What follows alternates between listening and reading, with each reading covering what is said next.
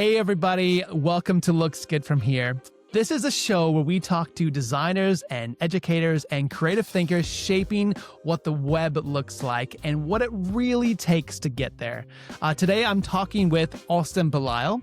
When I first met Austin, he joined the SquareKicker templates creator group, and I was immediately impressed by his beautiful design work, his high-end aesthetic, and genuine passion for helping small businesses elevate their brands.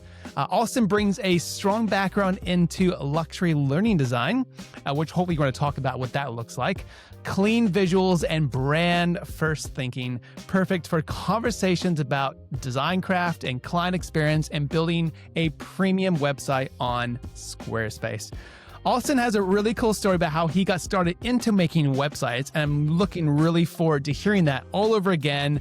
Welcome, Austin, to the show. Thank you. Thank you for having me. I'm happy to be here. This is going to Awesome. be fun. Very cool. I can't wait. Yeah, I wasn't joking when I said when we first met, I came straight back into a team. I was like, I met this guy, Austin. We need to get him on the show because I loved his story, and we need, I would love to share it with everyone else. So I'm really looking forward to this one. Yes, this is going to be great. I'm so excited. Like, this is like a part 2 of our last meeting. I was like, I wish it could last longer. Yeah, But absolutely.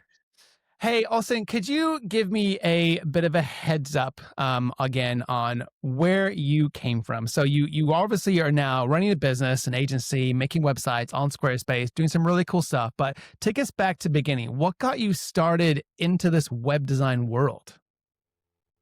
Ooh, that's going to be a good one. How much time do we have? No, I'm kidding. I'm Long kidding. time. It goes far. No, I'm totally joking. It goes far back into like even childhood. Like my parents, my siblings, I was always surrounded by anything artsy. Like I'll tell you, Sega Genesis, Nintendo, color pencils, watercolors, all that stuff. I collect Power Rangers and X-Men action figures still to this day. Excellent. I had every single, oh, that's a little fun fact. And I still collect them to this day, but they always made sure that I was just immersed in a world of fun and creativity. Like there was no downtime. There was never a dull moment. Like I was always doing something. And then now we're transitioning into sort of like the beginning of the technology age, right? So now computers and things like that. So now I'm playing with word art, Microsoft Paint, all of those things. And then it's just like slowly evolving, right? And then so now we're in middle school, school projects, things like that. I was always like the super nerd that was always overprepared for school, like the student you love to hate. Like that was me, the teacher's pet. Yeah, still to this day. And then we get to like high school, right? And then like it's manifesting in different ways. This is back when Photoshop was on a disc, right? Ooh, I'm gonna age nice myself. one. I'm gonna age myself just a little bit here. This Like is in way the back mail, when. even. Here we go. Right. So even on top of that, now we have the ushering in of like the MySpace era. So we're starting to see the emergence of social media. So I was always like making sure everybody's profile looked good, and just like playing with Photoshop and just doing all of that stuff. I would do like little fun t-shirts for like our team and like flyers for fundraisers and things like that.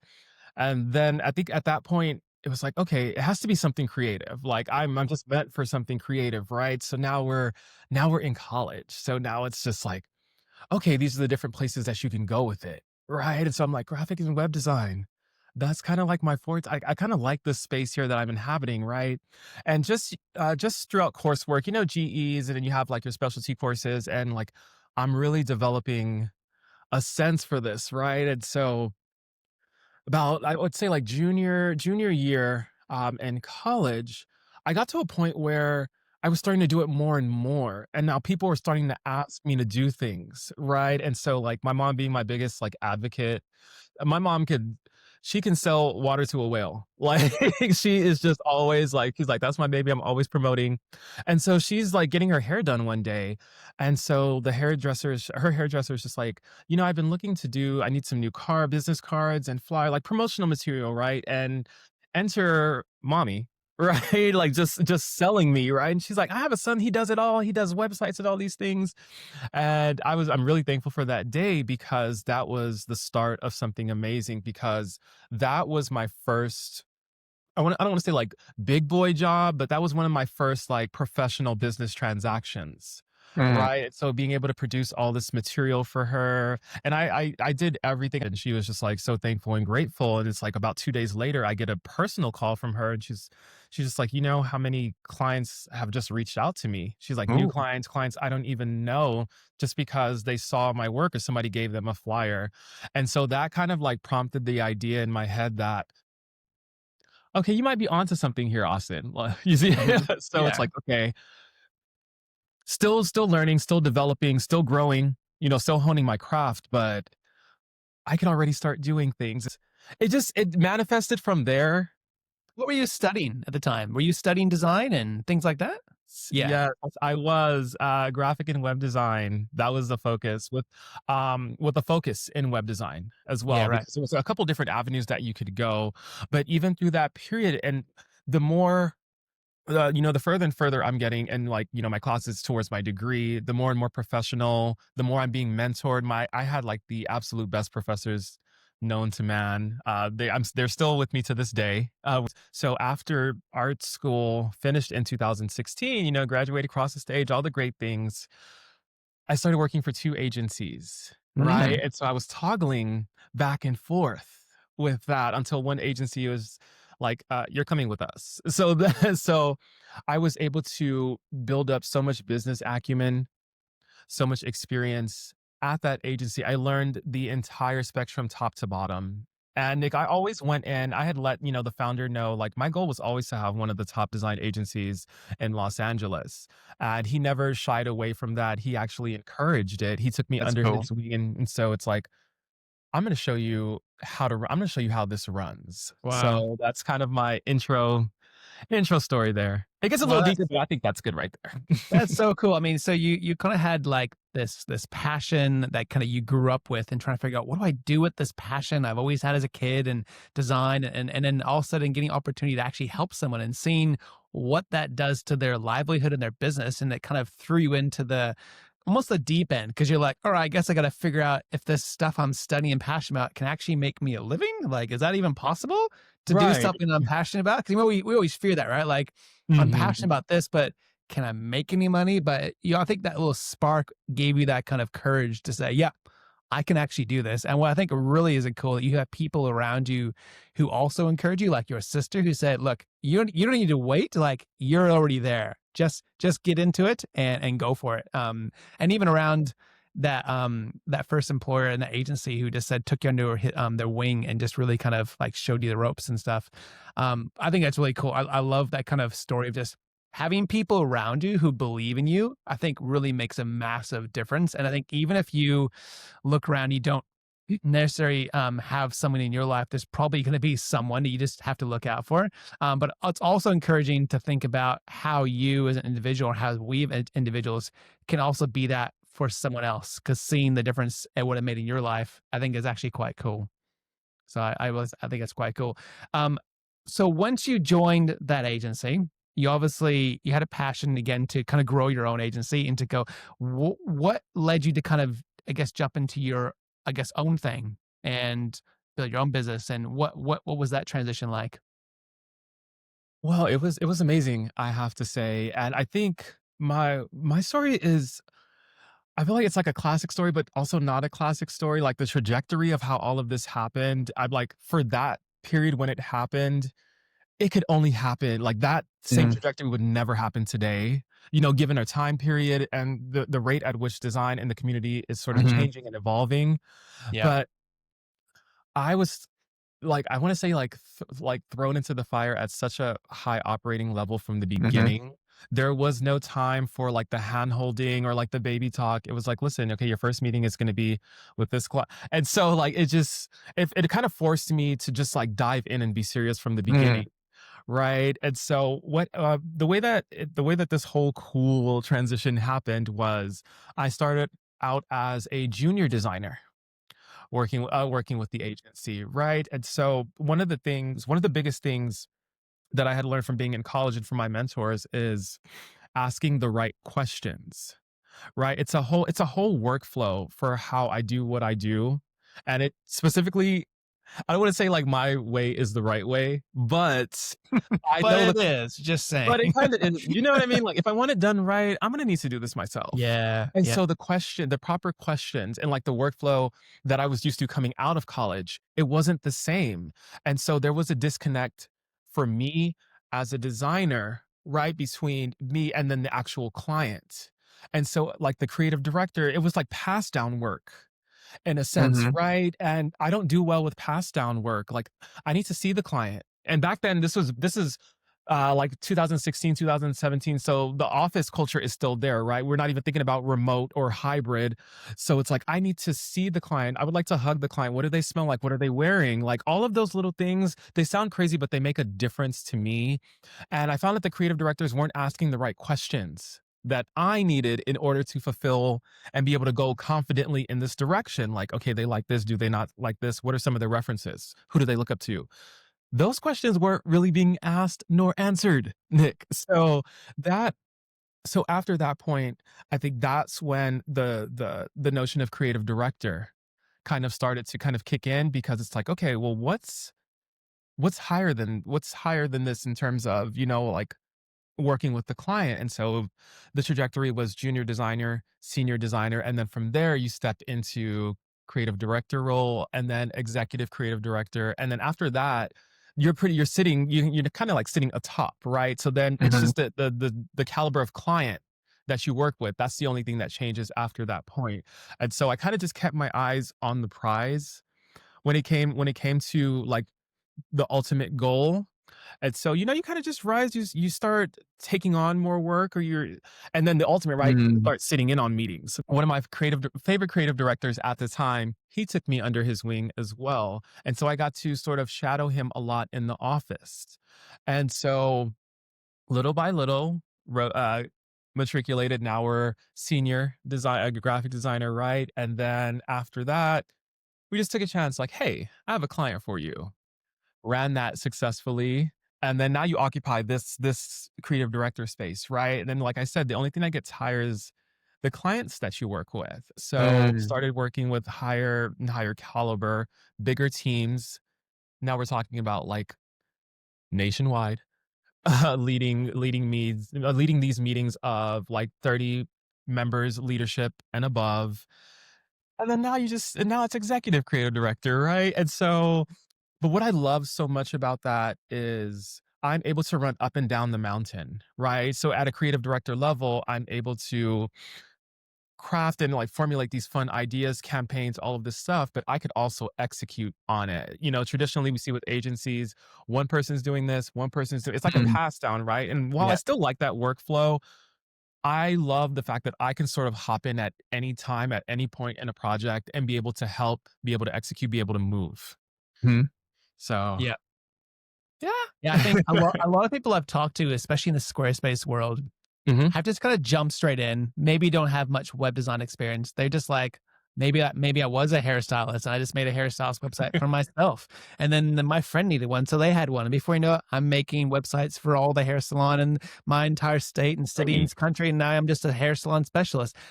But you kind of studied web design. You had an agency who looked after you. You got to experience what it was like to work with some really high end brands and actually get some one on one mentoring through that process. I think that is such a cool opportunity. What's one that I didn't have? I kind of had to figure it out for myself a little bit. I worked with a team for a while here and there, and I kind of leaned, oh, okay, you've been doing this longer than me. Like, can you teach me what you're doing and kind of observe? But I think what you had as an opportunity getting in and into this workforce is a cool one, especially for the Squarespace world. I don't think enough maybe professionals at your kind of caliber of those agencies kind of end up Mhm. choosing Squarespace for whatever variety of reasons. Why Mhm. did you choose Squarespace for a venue or a means in which you wanted to start making websites on? You're gonna laugh at this, Nick. But again, you're go when I had started working, with my 9 to 5 agency, that was a platform that they utilized. Okay. And at that time, Nick, you have to think this is back 2016, 2017.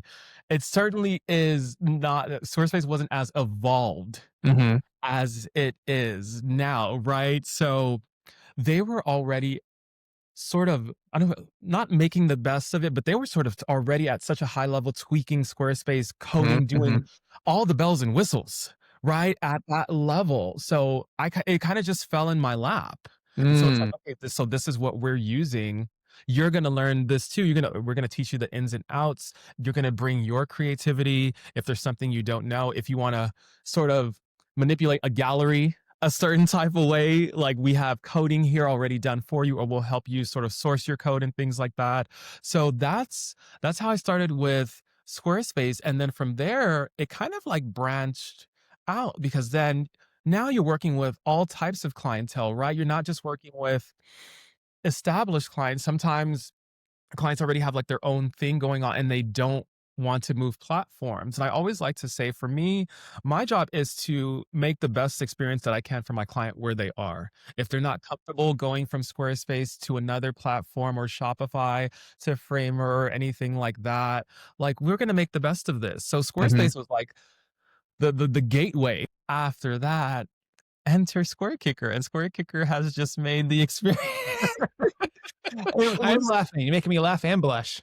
it was SquareKicker and enter SquareKicker. SquareKicker came at such a moment where I knew that we could produce higher quality websites, but then the learning curve of coding is, it can be very, very extensive. Who, how are we gonna learn like all this extra code? It could, like, you wanna Yeah. do the dynamic things, right? You wanna do all the fun and cool things, the transitions and all that stuff, and I'm trying to pick it apart. And then somehow I stumbled on SquareKicker. And so SquareKicker was just like amazing, amazing, amazing to me, because it was like the answer to my prayers, because it allowed me to do the things that I saw in my head, right? I have a bookmark folder with like all of my favorite websites, and they're like categorized to, and I would save websites for specific reasons. Like I like the opening, or I like the Mm. transition, or how that faded in and faded out. And so SquareKicker allowed me to like, okay, I can start doing some amazing things and produce, and still be able to produce at a high caliber. And then that, coupled with the fact that Squarespace is so far more advanced than when I started using it in 2016, I'm like, oh, this is a no-brainer here. I'm set. And so it just continues to evolve and we have fun with it. Yeah, that's cool. And so the agency you were working with obviously used a lot of different platforms, and Squarespace was included. And then I guess, as you were saying, SquareKicker allowed you to kind of, I guess, kind of niche down a little bit. It sounds like you still do little other platforms, but maybe not so much anymore. I don't. Yeah, you do. So all Yes. over the show. So yeah, I think when you were when we first met, you kind of gave me like a 15-minute monologue of how SquareKickers changed your life, and I was like, oh man, I'm getting like emotional. Like, where's the tissues? And yeah, it's really cool to Wow. think that, a tool set, because it's not a plugin, right? Like, we kind of set out to build not a plugin, but like a tool set, Way because more. when you give it to the hands of a designer, seeing what they can create with it, the kind of creative tools that kind of open up a designer's mind. I think Mhm. my favorite part is when they said, "Oh, I could see something in my mind, and now I can be able to create it." Because I think when you see something in your mind and I have to try to figure out how to code it, there's just something, there's a bridge that disconnects the creativity. Like, oh, my coding brain and my design brain aren't quite linked up in the same way. So I have to break Right. and come back and forth, and allows you to kind of get into that creative flow in that environment, and just get more creative, which is, it sounds like you're a very creative person. The code was just in the way of you being able to be creative. And um, being able to produce quicker, right? Because we all in this creative world, everyone needs everything yesterday, mhm. right? So that it's like, Yeah. okay, when am I going to even have the time? If this is due already and they want this effect, and then you just have to figure it out, right? There is no plan B. It's, you need Mhm. to figure out how to solve this, because the Yeah. client is expecting you to solve Mhm. this for them. So Mhm. yes. That's cool. Yes, Nick. Yes. All of the Yeah. above. All of the above. Hey, let's move into some branding tips, because I think you've got a lot of experience working with brands, big brands, little brands, medium brands, and anywhere in between. Um, with a small brand, I always find it quite interesting because they often don't know maybe what they want. But when you're working with kind of a smaller business or even a new business, how do you help get them clarity on what their brand is like before you even jump into maybe making a website? Do you have those kind of branding exercises that you kind of move people through?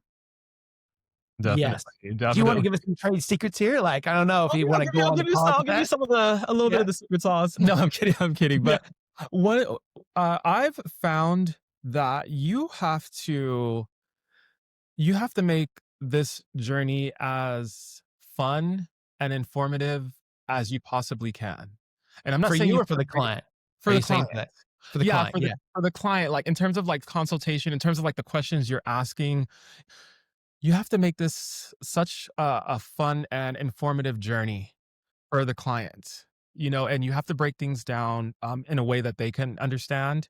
Like how I talk to my peers, my other designer friends, agency owners, things like that is totally different than how I would talk Mm, to a client in the sense of you want them to be able to understand your world as you're sort of bringing them in to mhm, your world, but at such a simple and foundational level. You see what I'm saying? Like the way that I pose questions, even like our very first thing is if the client is already established, then we're already going in this direction versus a client mhm. comes to me and says, Austin, I have $5 in a dream and an idea in my head. Right. $5 in Because a like one of the first things is like, okay, you have an idea, is the name taken for the company? So we even Yeah. start at like a legal sort of level Mhm, because there's no sense. And trust me, Nick, when I say we've all seen it happen before, a company has spent thousands and thousands mm, on branding and material and apparel and all these things like that just to be hit with the cease and desist the week before launch.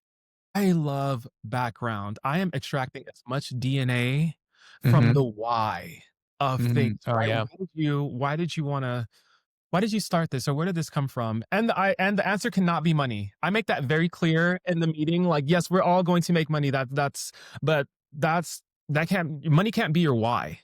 Mhm, That mhm. can't, there has to be a reason why you're doing this. And for some of my clients, it's super deep, like these heartfelt stories that would just make you cry. And then Mm, others they're like, I'm not seeing what I want in the world. I'm like, well, that means you have to be the first to create it. Welcome aboard. And so we sort of take them through a consultation, right? Simple and easy questions. Who is like your target market? Where do you see yourself going? Who's the product for? And I get them to also think long term because they're thinking here, but I have to be thinking here in terms of expansion in the future so that we're not necessarily pigeonholing ourselves in this box when 3 years later you're going to come out with like a sister company or an mhm, extension. So I have to be mhm. thinking about those things as Yeah, well. true. Yes, and again, that's my job. That's not the client's Mm, job. And I'm talking to them just like this. That's one big thing for me is that the tone is always going to be conversational. This is always going to be a safe space for you to speak and to learn. There's no judgment here or anything like that. We're entering this relationship, right? So how like establishing that sort of foundation and safe ground for them, it really helps because sometimes it prompts them to ask questions too, and then they don't feel bad or they're like, I know this might be a stupid question. There are none. You're here for a mhm, reason. I'm mhm, you know I'm the expert. I'm here to bring your vision to life. mhm, Then we get into things like what inspires you, what are there color palettes that you like, are there companies that you admire doing what you're doing, or is it what you aspire to do? And then that kind of gets the ball rolling, followed by I call these little almost like these little bento boxes in a sense, like minimal design, high end, feminine, yeah, like a masculine, mood board almost, but like of your brand. almost, Yeah. but like with past projects too, and then some just like clusters. Do Mhm, you like the color here? Do you want to be maximalist, minimalist? Do you want to sit in the middle? As it mhm. relates to their industry, whether it's going to be real estate, food and beverage, apparel, and sort of e-commerce, skincare, because that things kind of like we kind of take some different roads too, depending on what arena they're in. Mhm. Yeah, I love what you touched on there is getting down to the heart of the why that they want to do this business. I think is there's an amazing book I love. I try to read it, often. It's called Start with Why by Simon Sinek. Have you heard of this book before? I think so. Now I got to put it on my book list. Yeah, check it out. I'm- It basically gets down exactly to what you just said. If you can get down to the heart and the why of what you do, then every time you come to a roadblock, a design decision, a business decision, if it fits into your why, it makes that really clear. And I think when you understand that why, as you just said, with your brand, even with your bento boxes, if your different kind of colors and minimalistic, you take all that and now you're going to make a website. You have like all the ingredients to make a brand come to life. I think it's so hard when you come to a website and saying, here's my logo, make a website, and you make a website and go, ooh, that's not kind of what I was thinking. And then coming back to the, okay, now you need to start all over and try to understand what your brand looks like, what you were thinking. And I think, Yes. yeah, I think that's such an important exercise that we often forget as web designers, especially on smaller budgets, to just jump straight in and start making a quick website just to get something online. And Mm, maybe that works for some brands, but I think what you're thinking is you want to help build brands have a future, not just a website, which is really cool. exact exactly. Nick, you understand me. I Yeah. understand it. um, so looking into those kind of maybe luxury designs, those kind of high end designs, but maybe for smaller budgets, because I think that you do that really well. You kind of approach, what I gather is you approach every small brand is like potentially a luxury brand that could go the distance, that has room to scale and grow. Um, how do you go about doing that on a budget for those kind of smaller projects, I guess you will? One of the things that has been working, especially in the past, I'm gonna say about 2 years, is we're able to lay out almost like a comprehensive plan, right? From A to Z. Like, how is this gonna look? And sort of phasing things out, Hmm. I find has been key for a lot of projects. Like, I'm gonna put everything on the table. I'm gonna break down every segment. We're gonna take one phase at a time. So, Hmm. for example, my first phase is gonna be like the consultation. It's gonna be the mood boarding, and it's gonna be the branding. All of those components first. We Hmm. lock down all of those components. We finalize. We solidify phase one, and I find that doing that, it makes them feel good. It makes them feel like a sense of accomplishment. It makes them feel like we're sort of like moving the needle a little bit, right? Like we're getting through this. Phase two could be like the actual the website construction. So we're talking about web architecture, content.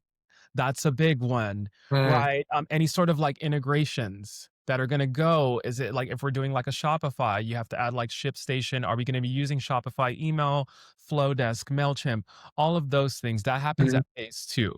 Okay. So then phase three could be, while we're still kind of in phase two, we can do like brand photo shoots or like product photography or things like that, because these things have to work together.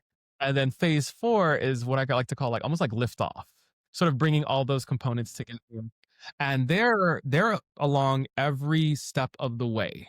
Hmm. They have their homework, we have our homework, and if need be, weekly check-ins, Hmm. even if it's for 30 minutes. But they just love the environment. And then in some cases that ends up leading into retainer as Mm. well. Yeah. So you're like, and that's just like a simple sort of like byproduct of the experience, right? But checking in with them every week, it really helps. We keep the communication flow going, and it also gives them an opportunity to sort of address anything, any changes, any new events or emergencies that may have popped up, any snags or delays, and we're able to address those things and just really keep a flow going. Like, this is compounding, right? So we don't want to, so we want to keep that momentum going, because of course, Nick, as a fellow creative, we know when you lose your fire for something, it's really hard to get Mm. it back. When you've burned out on a project, or when the project, it just loses the momentum. Hmm. On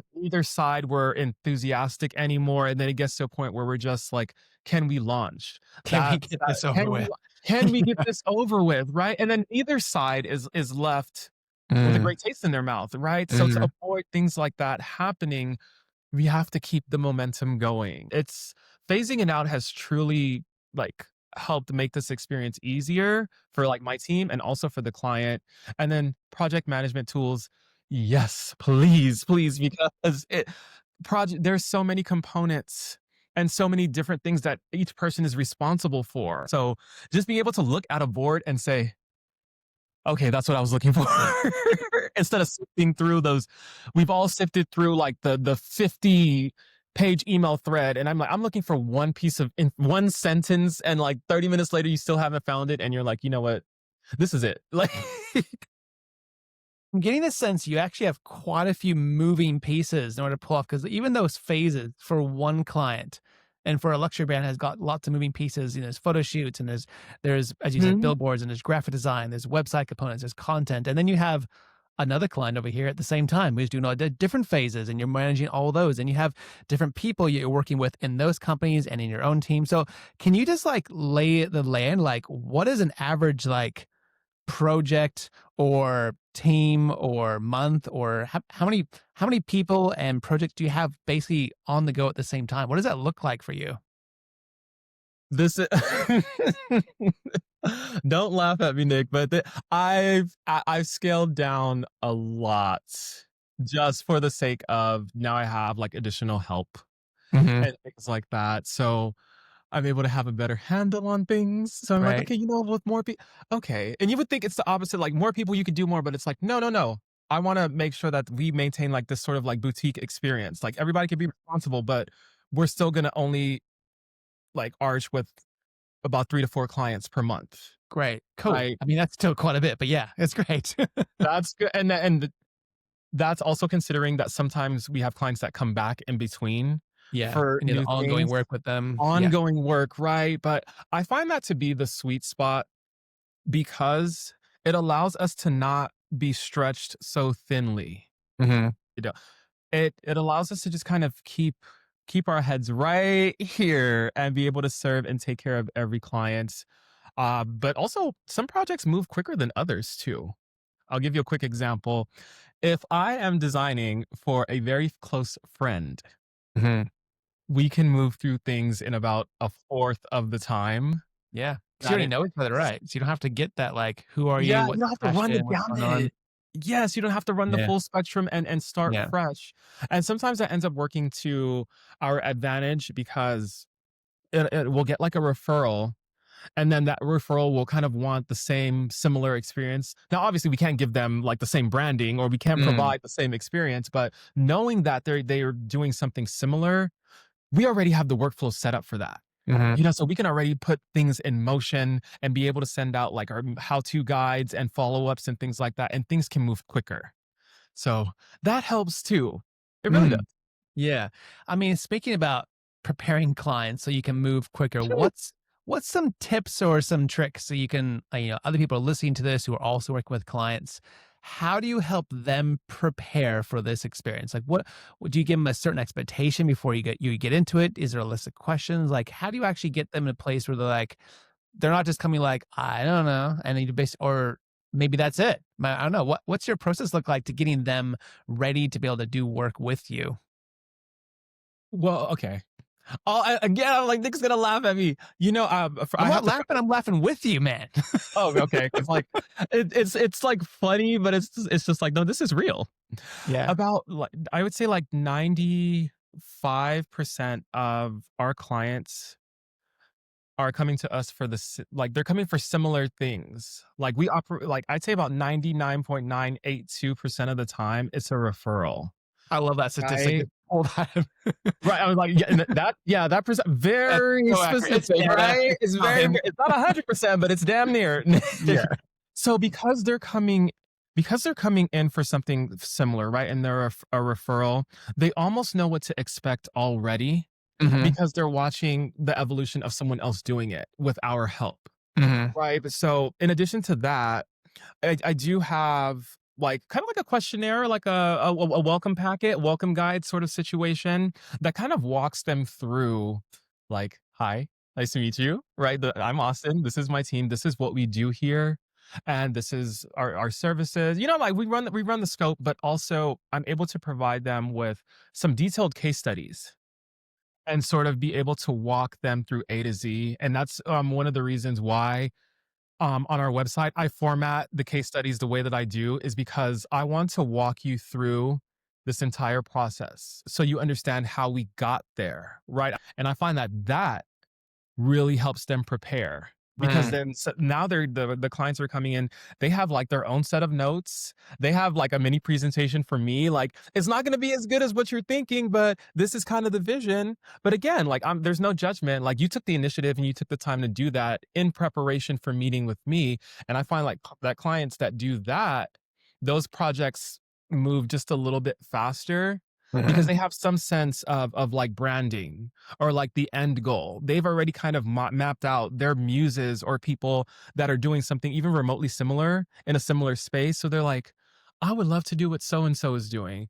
And then the classic, the very classic, the client comes and wants the same branding as someone else. Ooh. That is like the ultimate. That is the ultimate. Can And you I just have to make say, that brand for me? Yeah, that's yes, yes. And it's funny because it's a form of flattery, right? Imitation is the sincerest form of flattery. So at first I used to be very upset, like, why would you want the same thing? But it's a testament to what's working. It's a testament to quality design. It's a testament to Mhm. longevity and building something timeless Yeah. to the point where I've worked, there's projects that we've completed like 5, 6 years ago, Nick, and clients are still coming back like, hey, I want to look like this, or I saw you do so and so.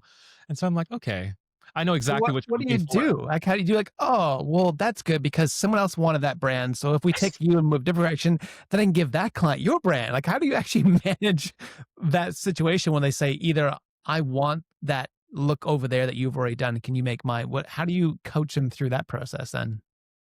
The very, very first thing is I get them to understand that the things that you're loving about brand A or B or C, we've took the time to develop a brand that suits them. They're Mhm. in their own lane successfully because we're doing what works for them. You see, and another component to it is getting them to understand that design by no means is formulaic. It's not Mhm. A plus B equals C. This is not cookie cutter. This is not anything produced on an assembly line. Every single project requires its own TLC, Mhm. right? So it's like what we can do though, let's look at why you like that brand. Mm. What are the components to it? And so I'm like, we can sort of pick apart little things, but to just go ahead and say, "Oh, I want to take all of this for my," like, no, no, no. So that's what it is, and that comes in handy when we're talking about even like rebrand or things like that. Getting the client to understand that you might not even need to rebrand. You just need a marketing strategy, a better one. Yeah. Some of the brands that they love, I'm like, that's 10 plus years Mhm. that we've been Mhm. working together. Right. And so like what you deem is like the overnight success. It's like that one graphic that always floats around social media. It's like the glacier, right? Like the little success. And then below sea level, you see everything. It's kind of like that. It's like Mhm. you see this, but this is longevity. And I'm like, but also how you're speaking to your messaging and tone is off. Mhm. Like if Mm. you're like if your branding is like a Nike fitness girl, but in your head, it's a Chanel girly. That's 2 different audiences. And Yeah. I know it's crazy, but, Yeah. like, you have to get them to understand that. I'm like, there has to be some congruency in the logic all the way around. All these components have to work. So, after that spiel, they're Yeah. usually like, "Okay, Yeah. I'm okay, I can convinced. see Sign that. me I'm in. g." Yeah, they're like it's I'm like, "You could have that." Like, lately, like, the trend I've been seeing, like, black and white, and then a couple years back, design went through this severe, like, brutal minimalist phase where everything was black and white. It was all sans serif. We were totally void of color and personality, and Mm. I'm like, "That's that's just not gonna cut it anymore. I like color." And Mm. so getting clients to also see how I could give you the best of both worlds. I can give you timeless and elegant, but I'm gonna also give you a twist of quirk. I'm gonna give you a fun factor. I'm gonna give you relatability, something to remember you by. And one of the simplest ways to do that is color. So yeah, you could be black and white, but how's So this is everyone else. how's this a seafoam green look to you? Because when Yeah, we look at yeah. branding, everybody like when I think of Starbucks, that beautiful green, or Sprint, they had that beautiful yellow. T-Mobile has that beautiful pink. I'm like, it's one of the simplest ways, like dominate a color, brand awareness. And when I bring in those examples, then they really start to understand, okay, this is going to be mine. This isn't going to be a replica of this client. Like, yes, exactly. We could take the best components and pull Mhm. it together, but you're going to have something that's uniquely your own. I love it. I'm loving talking with you. I can spend hours hanging out and chatting, probably because your personality is so infectious and you're full of life and full Thank of you. ideas. And I think what I love about you is you're able to take someone on a journey to understand that about themselves. And I think it takes a lot of hard work. And you've obviously been with a lot of different, designers and companies. And I Mhm. was reading through an article written about you actually, and we can share that in the notes after this in the description. But at the very end, I think it was I think an LA article, but it said, "Good things come to those who wait." Do you know this quote? But great Yes, things come to those to who get those who get their and get moving. I just Mhm. like that's I think this is great. Like you're saying like, Yes. yeah, like you've just got this kind of personality behind you. And I think that in its own is your kind of brand tone, like your brand language, that you've come with this energy of wanting to really help people and identify what speaks about their brand, help them elevate rather than saying, here, I've got all my ideas I want to give you. You really help bring it out of them. I think that's a really cool way that web designers can, I mean, we can learn from that about how do we actually pull things out of an individual rather than just say, here's all the things I've always wanted to do, and I'm going to use your website to do it. Oh, Right. bam! That Like, happens I didn't too. like that. Oh man, but I really wanted to do that cool thing I've always seen. But I think you're so selfless and humble that you actually want to bring that out of people's brand. So yeah, kudos to you. It's cool. Thank you. Thank you. I love it. I love what I do. Like, I don't think I could see myself in anywhere else. It's always gonna be something creative, Nick. It's just my God-given talent. Yeah, I love it. I can see that. I think it definitely comes out of you. As you said from the beginning of this chat, way, down from basic birth, you're like playing with crayons and pencils and trying to figure out this world in a sense of color and expressibility. So I think it's really cool. Hey, we're going to shift into a recurring segment now. Cool. And it's a thing we do with all of our guests. And I love about this show is from a brand point of view, we always want to put our best foot forward. We always want to be, on Instagram or our website. We want to be able to showcase who we are the best way, so people kind of should be attracted to that. But sometimes this show is a little bit way to kind of kick off the shoes and see what's behind the pixels and kind of see what kind of hard work is done behind the scenes. Because I think we can all relate to that, right? Because we're all trying to do that thing together. So I would first like to kind of just see a little bit of your site. If you want to maybe share your screen, share your site or some other sites you've enjoyed building. Yeah, I'd just love to, for you to take Hey, over and see what you got. definitely. Now that I can do. Yes. Okay, let's go. We practiced this many times before the call, so we'll see if it Right. works this time. So let's definitely hop in. Nice.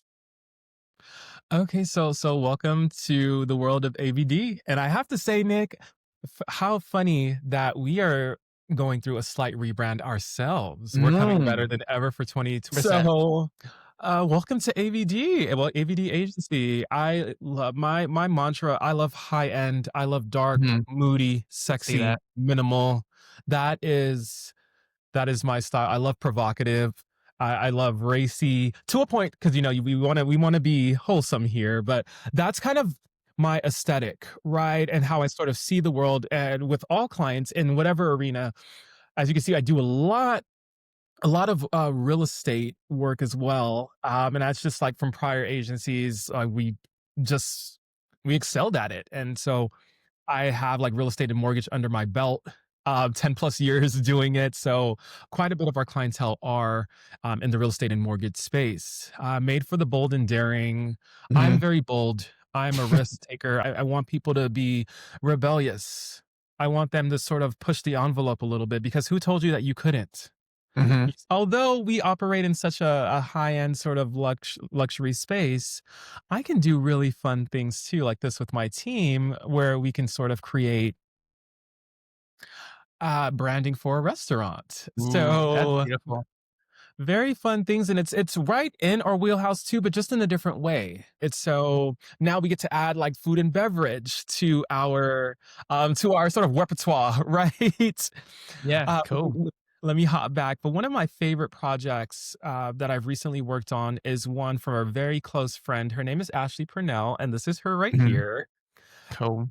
I've been branding and working with her for over 7 years from when she Yeah. was starting, right, to now. And so we just Mm. did so much for her. It was a simple but elegant experience. I wanted to position herself as not only one of LA's top event planners, but I wanted to also turn her into an informational hub for all things event planning. So we were able to excel at that through our different channels, right? So we started working on an entire like email blast series as well, weekly emails. We started a new blog for her to boost SEO and sort of drive awareness and sort of leverage the content that we're already doing. And now I have her on TikTok. And that's already a beast in and of itself because a lot of my clients Yeah. kind of like shy away from the camera, but it's like, hey, you're missing out on a major touch point and major like value point right there, right?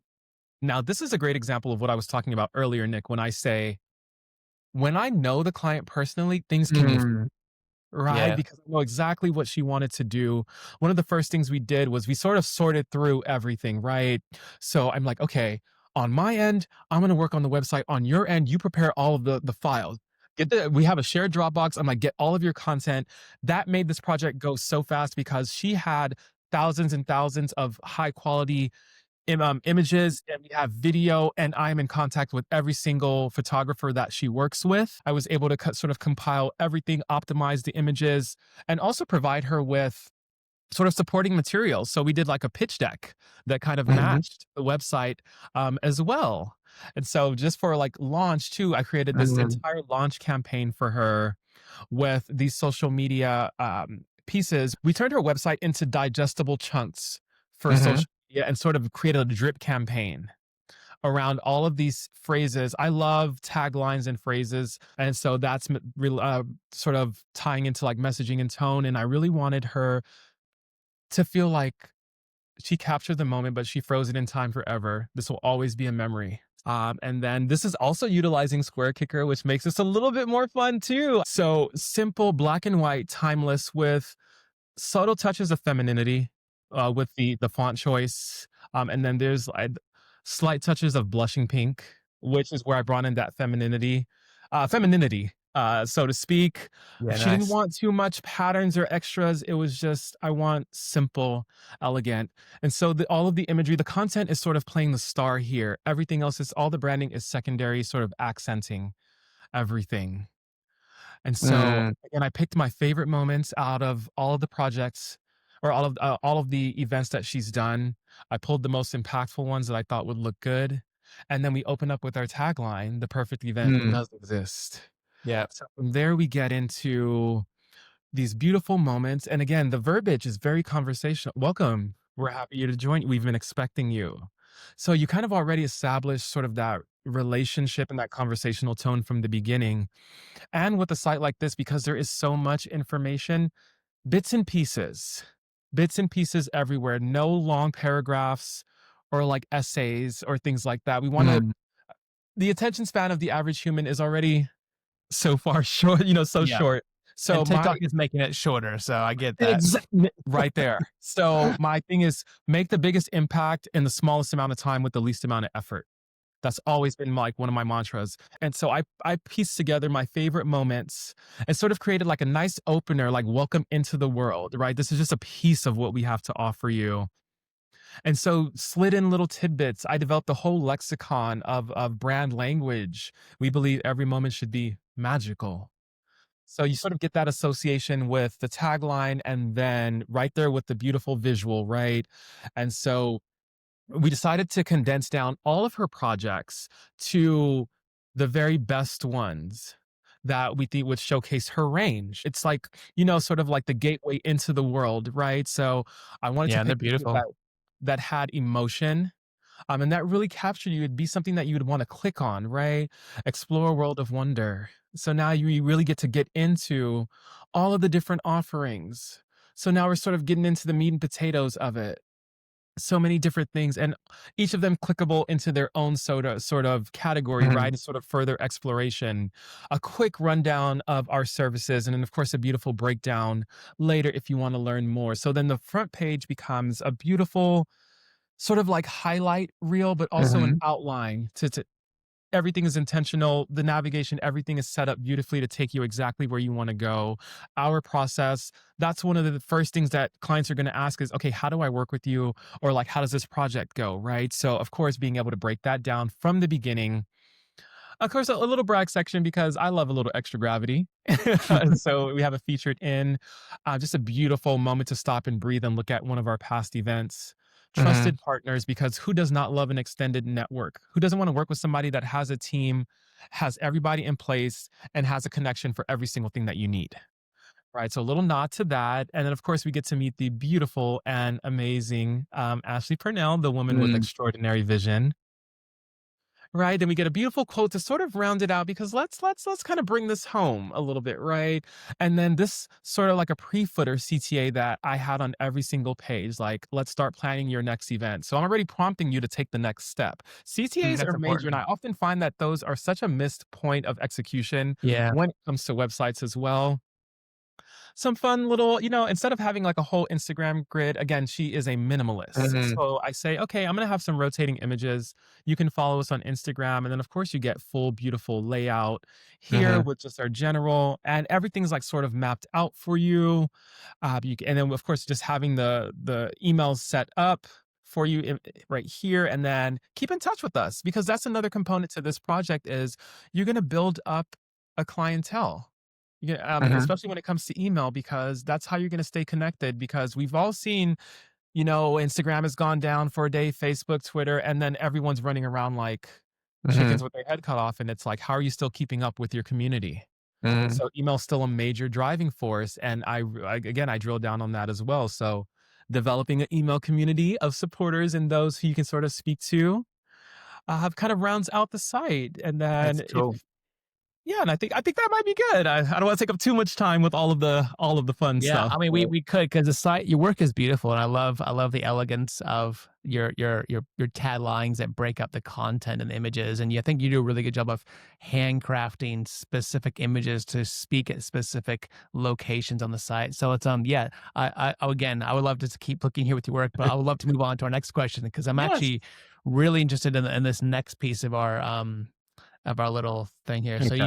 you can flick off your screen there so we can get your full expressiveness when I ask you this question, which sounds like you really get along with your clients, your Yeah, we're friends, close. they become your family. I mean, you're like a happy father, showing off those websites. So I think it's really exciting to hear. But has there ever been a situation where something didn't go well?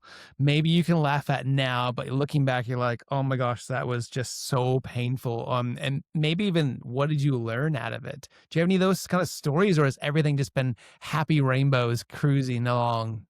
No, he says. No. I have quite a few Yeah. stories for you, Nick. Yeah.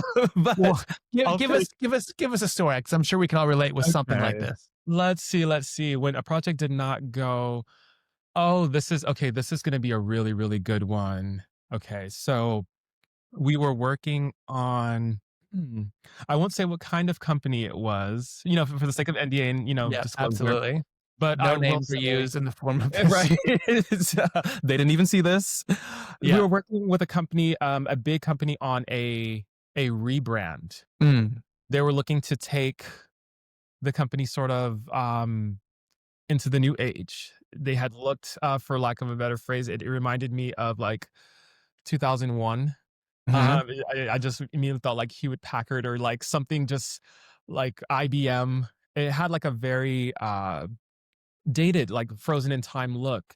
So they came to us looking to sort of, expand. Like we want to be able to take the company into the next phase, but also slowly transitioning the company as well, because the majority of the people that had started with the company, people, get older, they phase out, new blood is coming in. So like we need a new look to sort of go with this transition. And I think this is one of the first times where we had believed in something so wholeheartedly that we were willing to fight for it. Like this is exactly, you guys are asking us to take, you are asking us to keep the bones, right? Keep the structure, but give us something new. Mhm. This is where you should go. This is going to set you apart. No one in your arena is doing this. Like, trust us, Nick. When I say trust us, this is exactly how I'm talking to them in the meeting. And it was a situation where leadership was totally on board. It was the higher ups Oh, that's hard. that, and let me also add that the higher ups are older.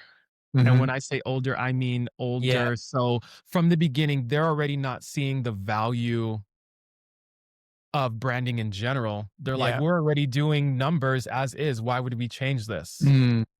So it was like leadership was our biggest support system, because they're like, okay, after each meeting, okay, let us see what we can do. Okay, Austin, can you add a couple more mock-ups into the presentation to kind of sell the vision a little bit more? We need help to get the We higher need ups to help. actually Right, see we're both this. working together. Listen, we're both Yeah. trying to lift up this. Yeah. Yeah. And it was hard. It was hard. And a simple, maybe 2 to 3 month project turned into over a year-long continuation, Yeah, back that's and hard. forth, back and forth. And you have to also consider the fact that when it comes to a rebrand, it's different ways that you can do it. We've watched companies quietly hush hush rebrand like a thief in the night. Like, wait a minute, what's that? And then we've seen companies like totally rip the band-aid off. Like, we're in your face guerrilla style marketing. We're brand new. So you have to think about all of the different components that this company has operating at the same time.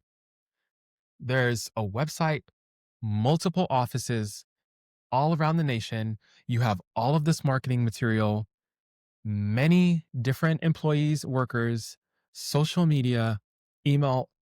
So you get into this space where it's like, okay, we can't even get settled on the branding, but we have to make these things happen at the same time because nothing can afford to wait.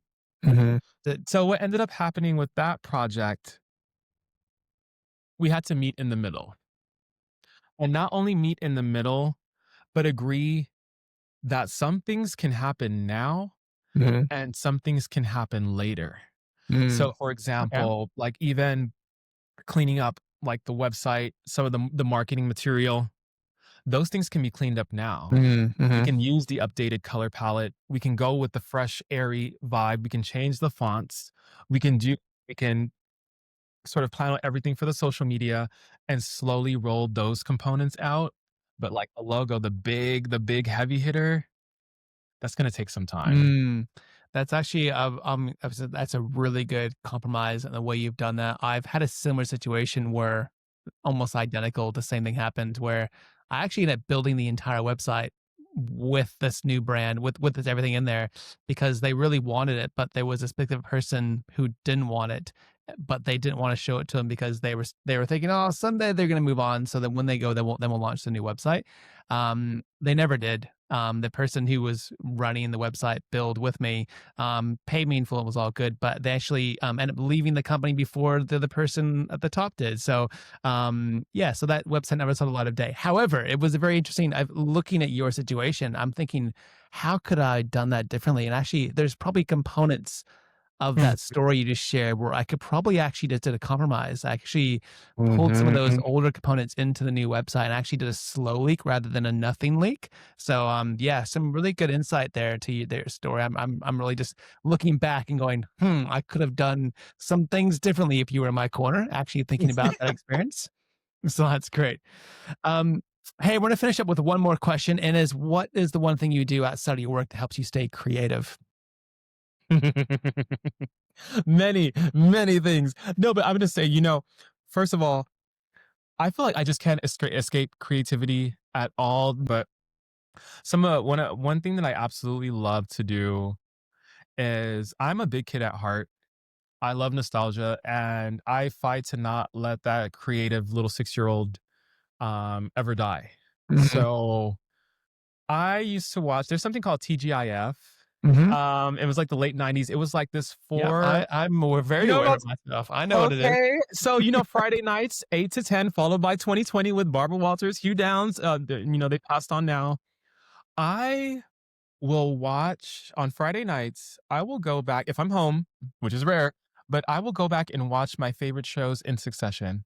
Yeah, 8 right. to 8:30, Fun. I'll watch Boy Meets World. 8:30 to 9, I'll watch an episode of Family Matters, and I like to relive that same Friday Yeah, night with the interesting. same snacks, and it carries over into Saturday morning, like, one Saturday morning on ABC, like, I will and it you can catch those blocks on YouTube. I didn't even Mhm. realize that they have, like, these, retro, like, 4 or Yeah. 5-hour blocks, and I will sit and watch Pepper Ann and Animaniacs and X-Men and Ninja Turtles. I will watch it the same way that I used to watch it as a kid. Mhm. So and I I'll can have see why we get along so much. I feel like I Yeah. have the same. I think this is a design confession here. Like, oh, it's actually a confession. I still watch this stuff when I watched I it. Like, still watch it. I still have all my Power Ranger VHS tapes. I still have a yeah. VCR. I still have my Mhm. autographed everything. So that's one way that I like to sort of, stay grounded and have some fun. But sometimes I just like I'll put on like my friends make fun of me because I'm always in a pair of silk pajamas and a robe. They're like, "You're just so lavish," right? So I will sit in bed with my favorite ice caramel coffee in my favorite silk robe, and I like to watch behind the scenes things. I like documentaries, a day in the life of. I love those, especially the raw ones where it's not like all perfect and pretty. Like, no, tell me that the shipment got lost at sea and now you're $10,000 in the hole. I love watching those behind the scenes of like fellow creatives, also like all the entrepreneurs in other arenas, things like that, because it's interesting to see like how even though we're so different, we're all the same. There's always the same end goal. I'm Caribbean, so I'm always in the kitchen with my family and so that's really big. My parents are some of the most amazing, and I'm not just saying that because they're my parents, but they're some of the most amazing cooks I've ever met in my life. So just cooking in general, and it brings me and my parents are already close, but it brings us a little bit closer because that's a whole different experience. But the joy is being able to set down a plate of food for them that they absolutely love. Mhm. So cooking does make me happy. I love just like today, like after this, Sundays are sacred for us. Mhm. Everybody knows you should have nothing on your calendar for Sunday because that's family time. So Yeah, after this, that's and fair. we'll be kicking off some of our holiday traditions. We'll be starting cook some of our favorite goods. Mhm. So those things keep me grounded. As much time as I could spend with family and friends, I think is great. And lastly, the joy of a quiet weekend spent at home. Please do not underestimate that. It is a foreign and new concept to me. I'm still trying to Mhm. embrace it, but every once in a while, it's nice to just sit and do nothing, not have nowhere to be, not being rushed anywhere.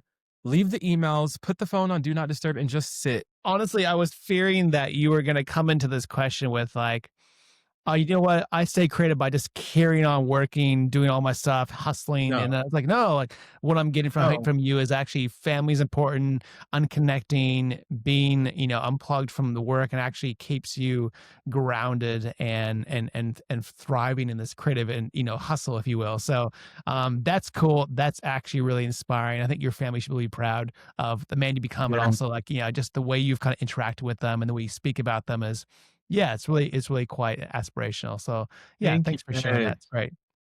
I'm Thank just you. going to round us off and say thanks to everyone for watching the Looks Thank Good for you. Here. And if you've enjoyed looking a sneak peek behind the pixels, if you want to see more work and deep dive into Austin's work and his websites and the articles that we talked about, have a look in the description below. And don't forget to subscribe to see more conversations like this one of creatives shaping what life looks like online.